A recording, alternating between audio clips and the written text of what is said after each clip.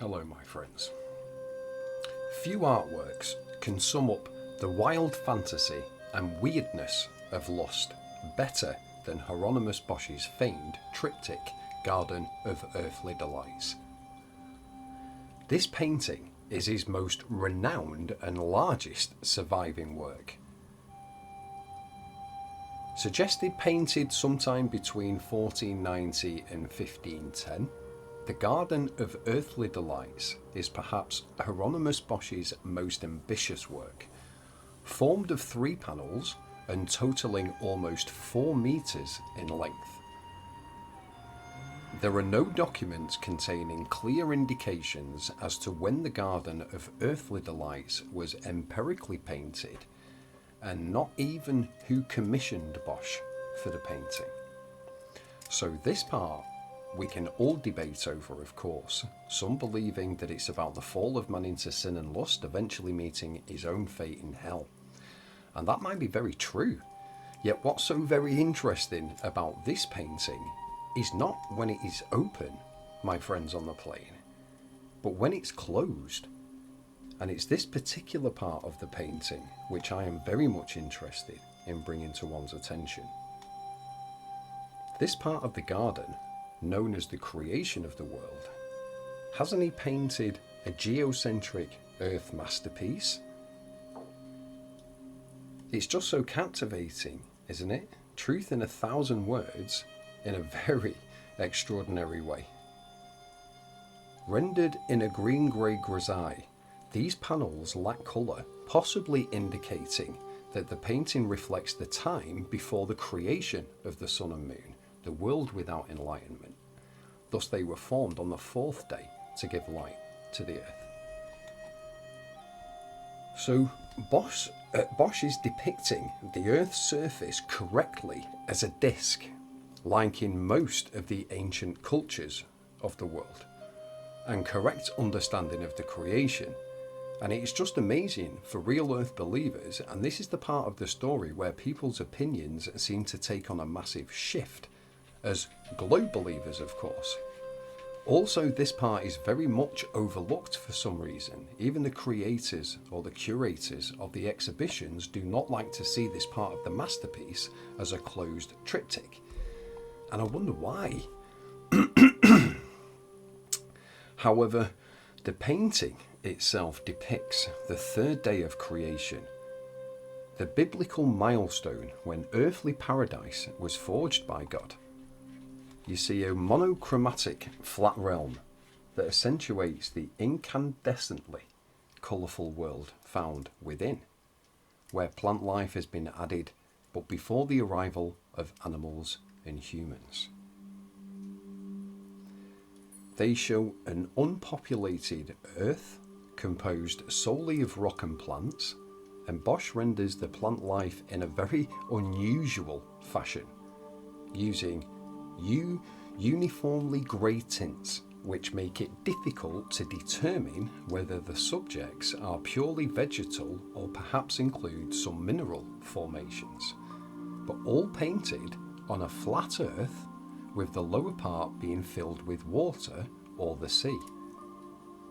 And a great little secret here, Bosch has magnificently incorporated the rainbow also, if you can see it right here. I mean, and not the colour one, of course, which God made with Noah after the flood. Come on. Words just can't sum this up. But why does the general population now, for some strange reason, turn the creation masterpiece into some kind of a 3D sphere world? Because you miss something very alarming here, don't you? And you can't have it both ways, I'm afraid, people. Because in the heliofate world, the water sticks to it from the outside of the surface, remember, not just the lower part where it's all gathered together as the sea. The painting clearly shows this fact in much great detail. And the rainbow, remember. So why didn't he paint the water on the outside of it, if you believe this is to be accurate? Also, to mention the Earth is a disk world with rock and plants, and not the rock and plants and weather on the bottom sides of a 3D globed world. Come on, people. The clouds are all gathered together at the top, like now if you go outside.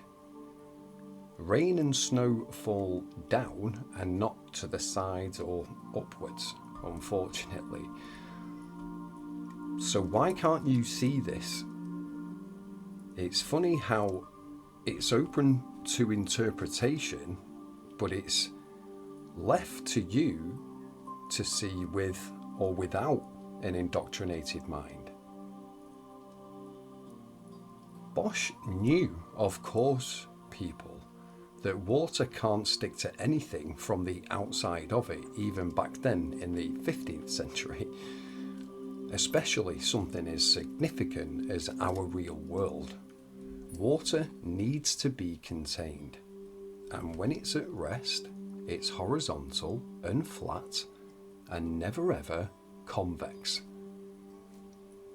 like it's land that you're living on. Flat. This is what you are clearly seeing, a geocentric flat earth with a rainbow dome creation masterpiece.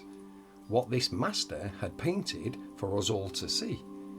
Because the earthland was created out of the very water on day 3.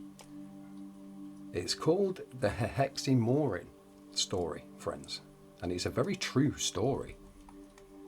Bosch even shows God sitting with the Bible on his lap, creating the earth in a passive manner by divine fiat. Above him is inscribed a quote from the Psalms 33, reading, Ips dixit et facta sunt, ipsi mandivate et cricta sunt. For he spoke and it was done. He commanded and it stood fast. And I am sorry for butchering that. But what do you think he's talking about? Well, the earth, of course. It stands fast in the water contained and does not fly around outer space uncontained. This is mindset, friends. Just see the truth for what it is. Not what you want it to be. God bless yourself and Bosch for creating his masterferic version of truth for us all to see 500 years later. Stop changing it. Our Lord works in very, very mysterious ways, doesn't he? I'll see you soon, folks. You take care.